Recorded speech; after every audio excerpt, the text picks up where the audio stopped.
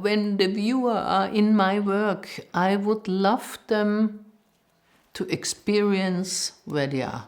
I would want to make them curious and go into it and ask questions. This is my main thing, because I'm asking myself questions and I really want them to question what they see, to question themselves, to be curious.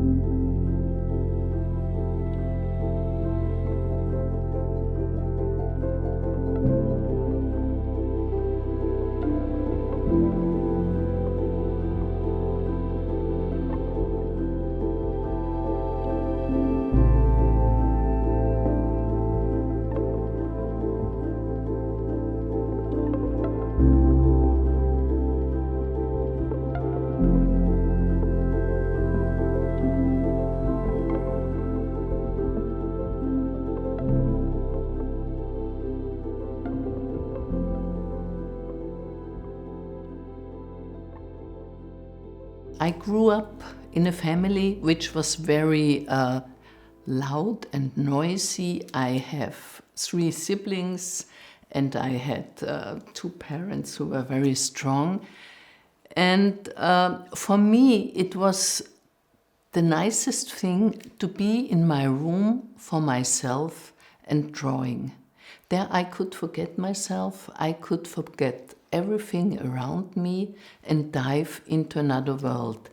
And this was such an important experience, which I liked. And then I had the teacher at the gymnasium who supported me very much. He made small exhibitions of my work. So then I thought, I will be an artist.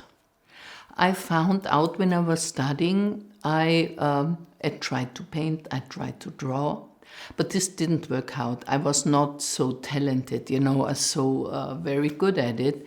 So, and also I thought I have to fight 2,000 years of history of painting.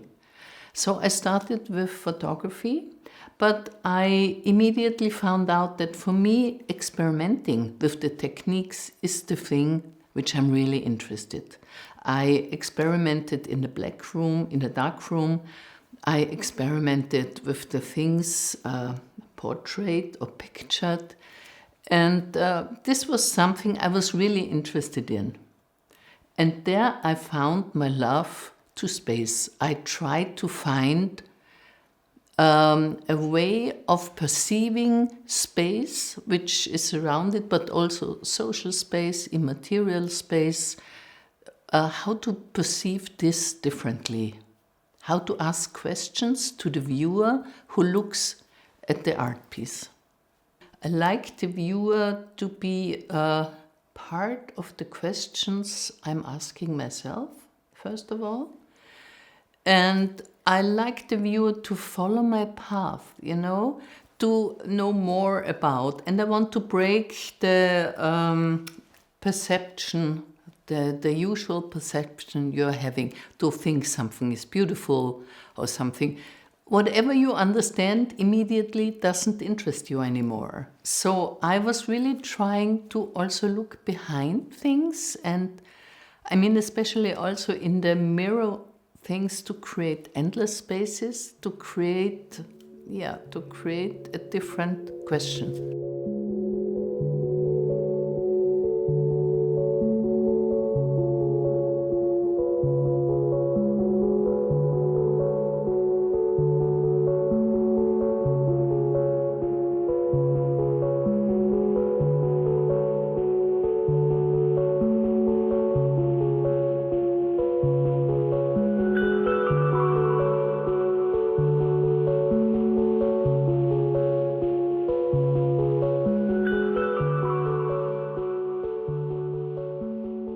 What do we discover when we see a space we don't fully understand? We see our limitation, and that's great. It is, and this is really something I like to create, a space which you don't fully understand. I made these models of space which work like spaces, but you do not know how big they are, whether they are real, how the consequence of the spaces are, and that's why they call it liminal spaces. This is a term coming out from sociology, where shamanistic people, they get into a different state of mind, and this is a liminal space. But on the other hand, liminal spaces are also, it's a term used in the gaming scene, where people who create games, digital games, they create spaces digitally which never exist. Those spaces are created as models, as architectural models with light and projection and different walls, but still they are, you do not know how they really work in a way. And this is something which I tried some 30 years ago with my glass architecture, which didn't bring me anywhere.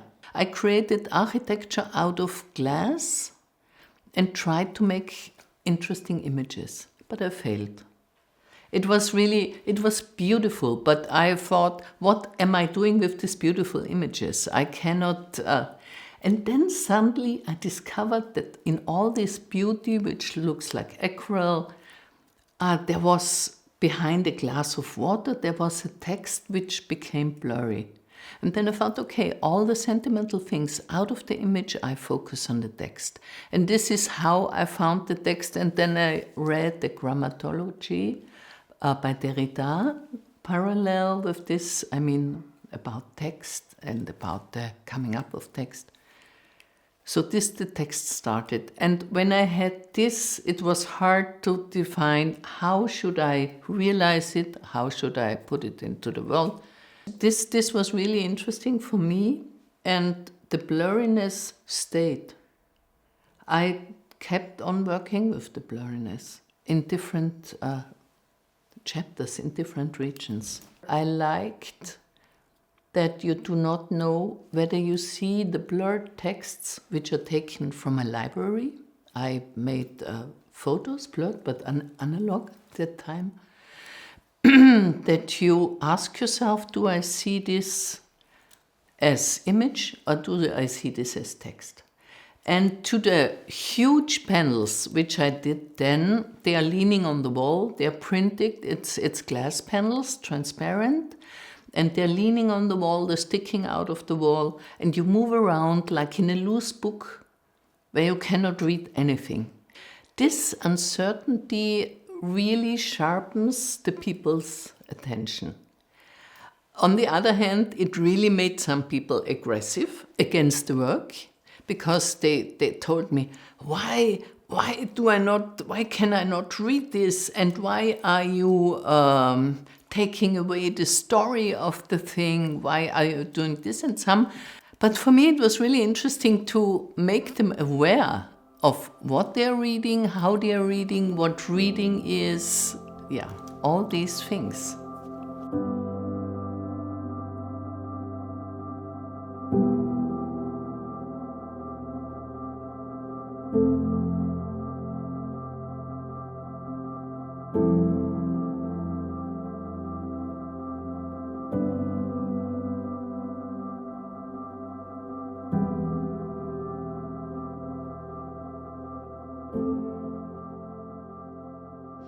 In these blurred images, I remove information, I reduce information, and it creates something else. And this is really great, because if you, for example, see this huge blurred woman who looks so beautiful, but there's no facial expression anymore. You cannot see how the person feels.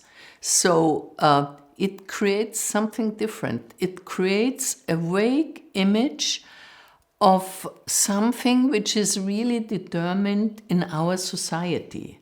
You should be slim, you should be great, you should look good. And the only thing left which you can read immediately is the tension of the body and the pose.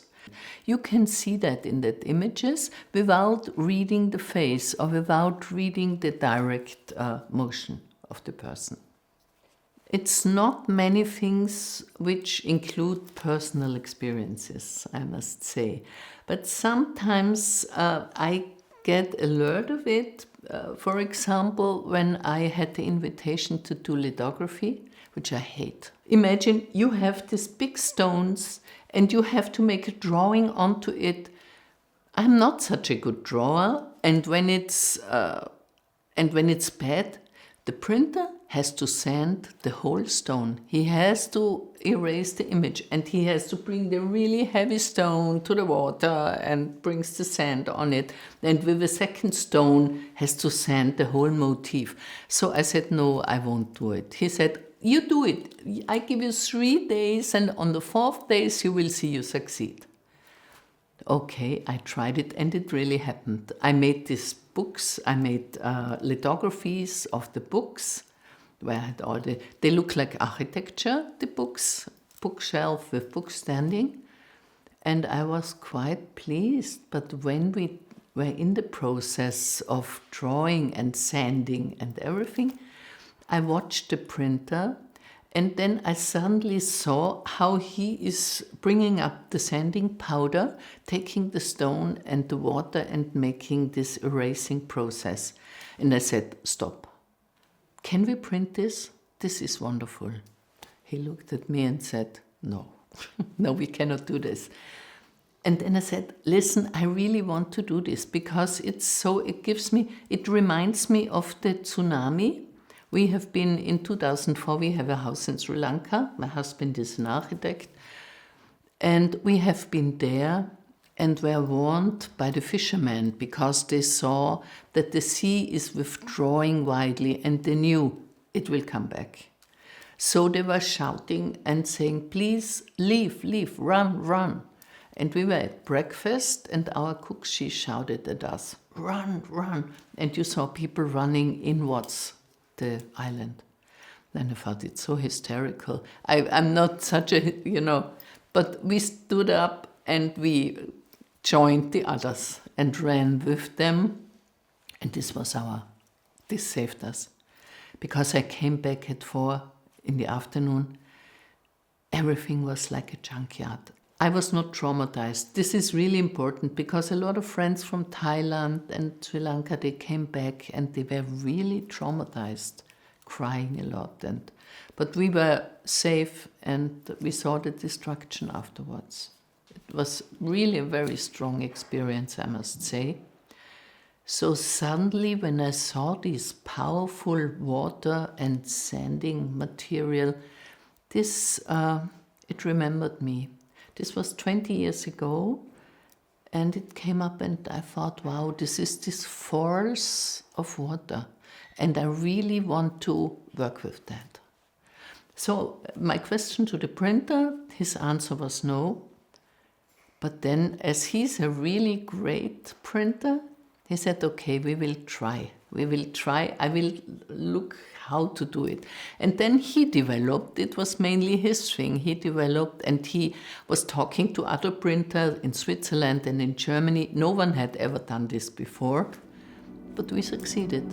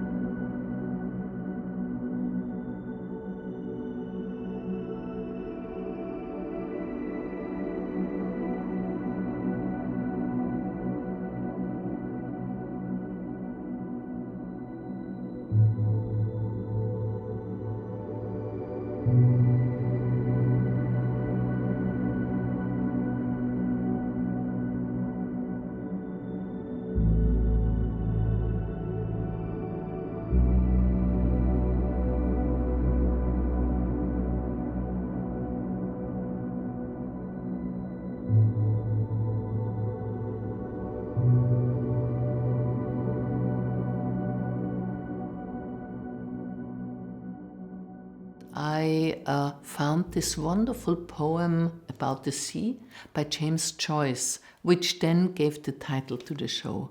All day I hear the noise of waters. It was a wonderful poem. And then I had the Ingeborg Bachmann Bohemia Lies at the Sea and Porcelain. It's mainly dark poems, I have to say, but it expresses all the fears, which is really, I think, good to relate in a way.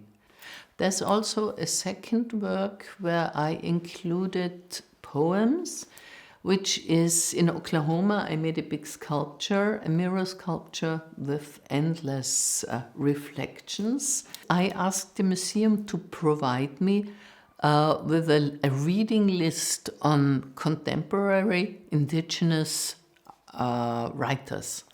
And this was one of the really great experiences. They gave me the list, and I found out that a lot of indigenous tribes in 1836, they had to walk from all over America to Oklahoma, where most of the reservoirs are. And then they found coal and oil, so they took the land again. It's really a horrible story, but the indigenous people are a very present culture there, and this is wonderful. And I found these poems and these writings of these women so extraordinary that I asked them to use some of the writings, some of the poems. These are about transcendency, about endless space, because they have totally different views on endlessness than we have.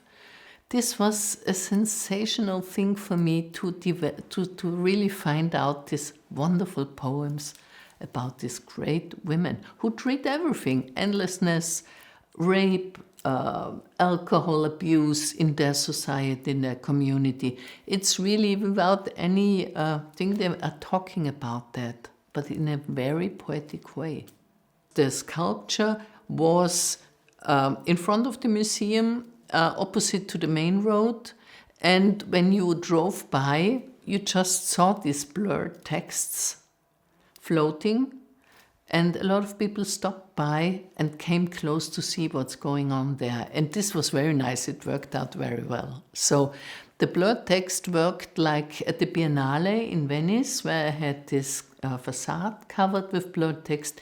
It also worked like a billboard where you cannot understand anything, but you have to come closer to see whether you can read it. And of course, the closer you come, the less you see. I'm asking, I'm reading, I'm looking. It's not only asking, it's trying to find more in this world, which is already here.